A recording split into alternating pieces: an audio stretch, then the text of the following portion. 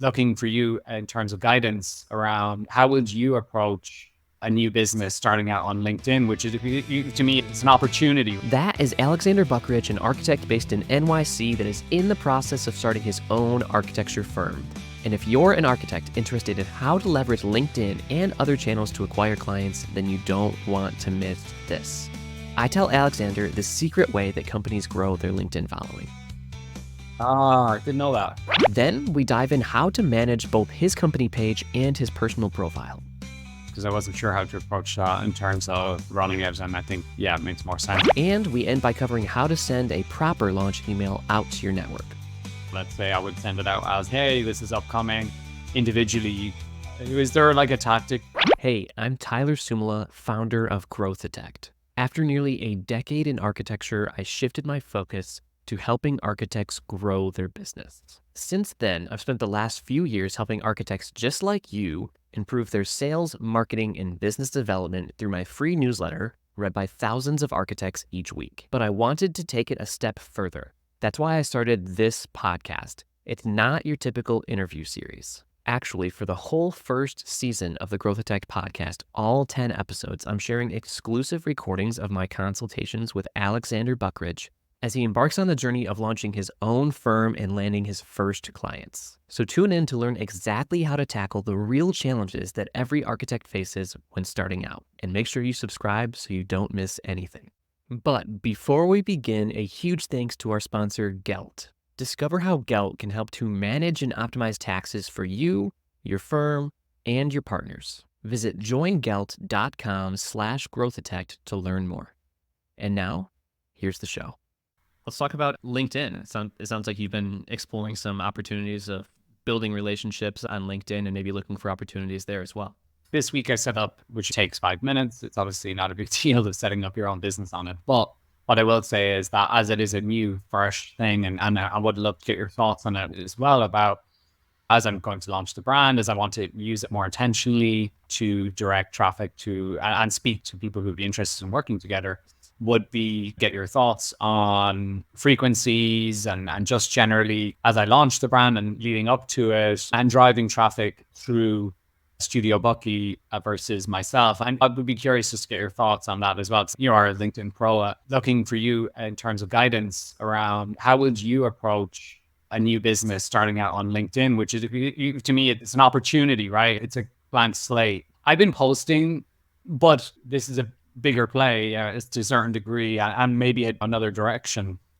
Yeah. So this is important. So you have a LinkedIn personal profile and you're saying Yes. you started a LinkedIn business page for Right. Studio Bucky. Right. The basics of this, I think, important to understand. One, so there's some great things with when you start your own page, you can invite up to, I think it's 250 of your own connections every single month. I didn't know that. Right? So it repeats every month. So you're going to see a 0 out of 250 on your company page, on your company LinkedIn page, and you can go ahead and it's annoying because you have to literally manually click 250 people that you want to invite. But you can also filter it. So maybe for you, it's filtering down to people in NYC. It's filtering to a specific industry, you know, that they're working on, and you can go ahead and just invite them to it. And then they're going to get a notification, and maybe 25 to 50% of those people are going to accept that invitation, and that's fine. So I'd focus on that for the first few months just on Studio Bucky, just to get it up to a point where it has a few hundred people following it. I think that'll be good.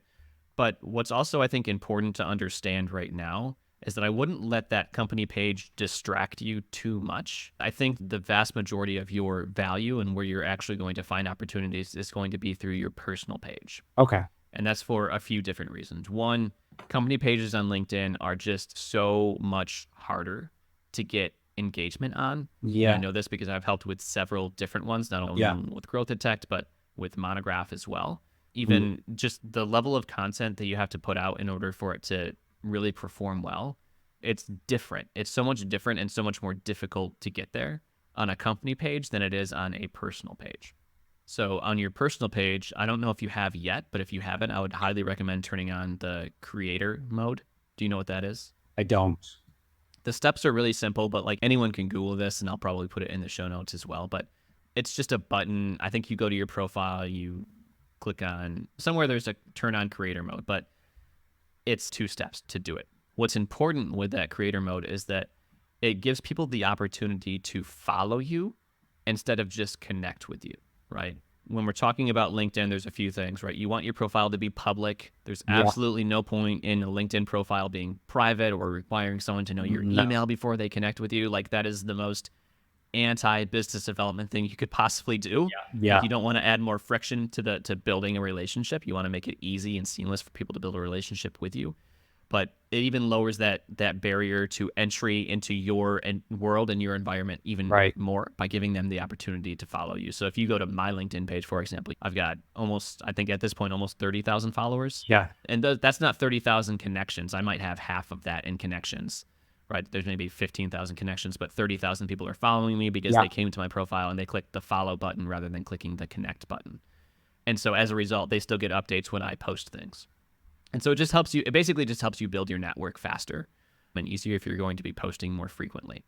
The other thing is that I think you're already starting to do this really well on LinkedIn, just from what I've seen, is that you're kind of like building in public a little bit, which is good. Like you've mentioned, you've already announced that you decided to leave Snarkitecture, that you're starting your own venture. And it sounds like maybe people have at least supported you in the smallest sense, but reached out to you because of that in the larger one. So I think being like, especially over these next couple of weeks, because you said you want to launch the website in July, like I think doing more of that build in public is totally fine.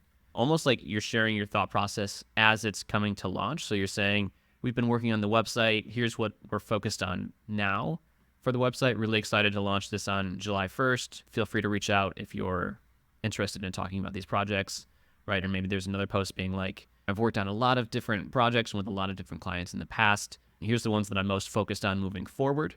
Let me know if you're interested in chatting. And you might not even need a CTA in these posts. It's almost self-evident, right? If someone is in that situation and they're reaching in there and they're seeing that post, they might just reach out to you and be like, hey, I'm interested in what you're doing. And so it's not necessarily about trying to turn every single post into a call to action, right? Because people are going to follow you for the value that you're sharing. Because eventually, again, I think right now, first couple of weeks, you're building in public. You're being clear about what it is that you're doing and maybe even some of the challenges and the decisions that you're making. But you want it to be more relevant to your potential clients than to the architecture audience. It's a little bit of a double-edged sword. Like, we'll end up making a post to other architects rather than to their ideal clients. Because I think after it launches, then what you're actually going to do is you're going to do like value posts, and you're going to say, here's a common challenge that XYZ has when they're doing an interior renovation. Here's what you can do to fix that. They're very specific to your client. And they're providing free value to them. And what that does is it helps to elevate your authority. It makes it clear that you know exactly what you're doing and that you can offer value to them. And you'll notice that there's this weird thing, like I see it on my profile as well. There's posts that I know are going to perform well. They're just great at building my network a little bit and getting my reach out there. So if I want like a dopamine hit, I'm going to post one of these that I just know are going to perform well. Then you have the really value posts, and you'll see it even if you scroll through like my previous posts. There's ones that do really well. They get hundreds or even thousands of likes and engagements. And then there's ones that get 50 to 100. And those 50 to 100s are very specific, and they're providing a specific sense of value and talking about addressing a specific challenge.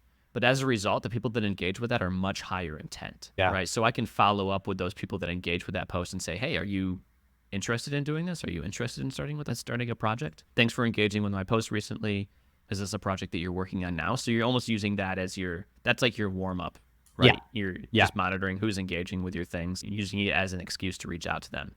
But yeah, there's a difference basically between high intent posts, which are generally going to be lower engagement, and then low intent posts, which are probably going to be higher engagement. No, that makes sense. There's similar principles in some ways on Instagram and how you use it as well in terms of that kind of thing.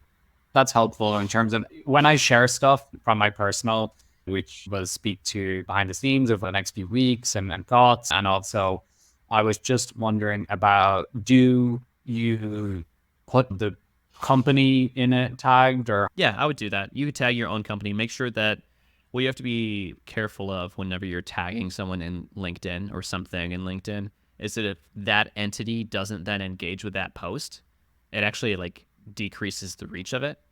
So if you tag Studio Bucky in your post and you post it, just head over to your Studio Bucky account and make sure you engage with it. You're engaging with yourself, but like go and like that post and maybe even leave a comment like excited about next few weeks or excited about launching in the next few weeks from the Studio Bucky account. Why is that? It's just the analytical thing. But Because they assume that, I think the LinkedIn algorithm just assumes that if you're tagging someone in a post and they're not engaging, then that means that you were just like fishing for engagement from them. I see. And so they're going to devalue that post, assuming that it was like almost like a spam attempt. Interesting. So it's something for everyone to know. If you're tagging someone in a post, you want to make sure that they're actually going to engage, because if they're not, it's going to hurt the reach of that post in general. Wow. The other thing to do on your profile is make sure that, especially with all of this branding, like toss in a LinkedIn header into the branding that your partner is doing. Yes. And then also in your featured section, when you turn on creator mode, then you have the opportunity to add a featured section, and you're going to want to add a link to your Studio Bucky website, and, as well as a social image there. And the call to action there, and even the call to action when you turn on creator mode, because then you can add a button. Yeah. You can add a button below your name there, would be chat about your project, chat with Alex to start your project. It's the same one that you're using on the website, but you're going to use that same one. In the LinkedIn header, it would be click the link below to start a conversation. And the featured section is going to be click here to have a conversation as well. Yeah. So you're just getting that kind of going. You're getting that flywheel. So then you have multiple ways. People are going to land on your site. They're going to be able to schedule an appointment with you. People are going to see on LinkedIn, and you're putting them all into the same funnel, right? Because you're just going to be optimizing this one funnel for now on this one page and getting them to book a meeting with you. Yeah. But that's good, because I wasn't sure how to approach that in terms of running it. And I think, it makes more sense. I've also built up my own thing off that anyway. So just keep going and tag it as you go, and just make sure the content is appropriate. It's speaking the right language. Yeah, and I'll send you some links after our call as well for some things that I put together. I'll also share that in the show notes here. I've written one specifically about exactly what to do on your profile to set that up right. And then I've written a couple about content as well. So I'll share both of those with you. Perfect. Yeah, no, that's great. That'll allow me to drive that. But I think you're going to find the highest intent leads out of LinkedIn. Yeah, I think that's right. Probably. And it's almost like a slower... It's that more long-term relationship thing. The longer play. About, like you're already doing in person. Yeah, the LinkedIn is going to be a longer play. I'm sure that Instagram, you should test it. I will. Instagram's going to be, I would imagine it's going to be more of these like one-offs. Like people are going to come in and be like, hey, I'm ready for a project now. This is exactly what I was looking for. Yeah. And that might happen, I don't know, once every few months or something, or once a year. I have no idea, but yeah. Put yourself out there and see where you're getting the best leads is probably what I would do. Not that you have to stop doing one or the other, but it tells you how you can focus attention one way or the other. Yeah. I think I'll try and do both for the next few weeks here and just see how things pan out in terms of like with the launch of the brand and the build up to that, which is helpful. Ultimately, it's a poster. Hey, website's live, blah, blah, blah. I definitely want to explain a bit more about the brand. And I think Martha is going to do that herself in terms of her own post or whatever. I might just get her to tag me in it or something. And I think that's just a nice way to do it. And yeah, I do need to sit down and start working out my content for the next few weeks now, so it's just particularly about that. Hey, architects, how much of your hard-earned money is getting captured by taxes each year? Probably too much. Here's the problem. Taxes are complicated, ever-changing, and frankly, they just give me a headache, which is why I joined Gelt earlier this year. Gelt provides tax solutions tailored to businesses and individuals just like you and your architecture firm. Their seamless integration of business and personal taxes ensures that your tax strategy is fully optimized. On my first call with the Gelt team, they shared tens of thousands of dollars worth of extra deductions that I can take this year, and I was completely blown away. When you join Gelt, you get your own team of tax advisors that understand your unique challenges, plus access to the Gelt platform, which makes managing your taxes easy and worry-free. Frankly, it's just been a huge weight off my shoulders since I joined Gelt. And Gelt loves architects so much that they're providing an exclusive offer of 10% off your first year just for Growthitect listeners. So visit joingelt.com/growthitect to rest assured knowing that your taxes are taken care of. That's joingelt.com/growthitect to claim your 10% off. And now, back to the show. Yeah, you can do that. Something else to think about with a launch, which I now have experienced multiple times. launching my own brand or launching different features and things that are happening through Monograph. Yeah. It's that a single launch will not work. You have to continually remind people that you've launched something, that they're, or else they're not going to know. So I wouldn't think of it so much as a singular event. Like you could have a launch week instead, right? You're going to obviously have a day where you're like, it's live, it's opening. I would post that the next 3 posts. I would continue to remind people it launched. Here's one of the sections, right? Here's another section. So it's almost actually each of the sections that you have on your website. I was Maybe just going that's to one say, post for the week. That's what I would do. It's like a shorter version of that, or to screenshot of it and something. And so you're just continually reminding people that you've launched, because if you don't, that singular day launch is not going to perform the way that you want it to. You're going to get the most juice out of it if you just continue to remind people that this is something that you're doing. And even if it's a monthly exercise for the first year where you're like, to all my new followers, just so you know, like I've started my own practice. Here's what I'm doing. This is what it is. Yeah. You just want to continually be, hey, this is where I'm at. This is what's going on. You're going to turn into that annoying guy. Yeah, you think that it's annoying, but it's actually not. I think that's the funny thing about it. We have so much hesitancy about doing that because we're like, someone's gonna leave a comment that's saying, you just posted about that. I know, you just mentioned it a month ago. I did, yeah, I guess. They're not going to. Or if they do, it's just, but I'm trying to remind people to do it, because 90% of your audience didn't see it the first time you posted it. So you just, hey dude, cut me some slack here. I'm trying to build my own dream. Yeah, building a dream over here. Yeah. It's just fun. Give me a second. And then the LinkedIn thing, it's more thinking about those posts. Launch week, I think, is a really nice idea. And then, another thing just about rollout separately is just in terms of email. I've obviously got lower people, so you would just send that out as an email. Because you've done like a couple of launches, we said. So obviously you've got LinkedIn, about your socials. What about your emails thing? Do you think that's just like a Hail Mary situation of, boom, everyone? You could consider, how many people do you have that you want to send an email to? There's 100 quality ones, I would say. Oh, that's awesome. Yeah. That's amazing. Yeah. So I'll tell you what I did when I was switching Tyler Tactics to Growthitect. That's a weekly newsletter. And so actually, I think for either the 3 or 4 weeks leading into that, I said that it was happening. Oh, so I said, hey, just so you know, Tyler Tactics is switching to Growthitect. This is the new brand. It's happening at the beginning of the year. And that was my reminder at the top of every single email, because I had learned from these experiences, right? You can't launch one time and expect people to know. If they see an email from Growthitect land in their inbox after seeing Tyler Tactics for a year, they're not going to know what it is. So you could consider maybe building out a sequence for these people and saying, hey, like the first email is, if you haven't heard, this is where I'm at. I'm going to be launching my website. I'm going to be launching it in a couple of weeks. I'll keep you updated. Hope to hear back from you soon, or something like that. And then you're giving yourself an excuse to then send another one that's, hey, website's live. Take a look. Let me know what you think. This would be to individual from the work email. Let's say I would send it out as, hey, this is upcoming.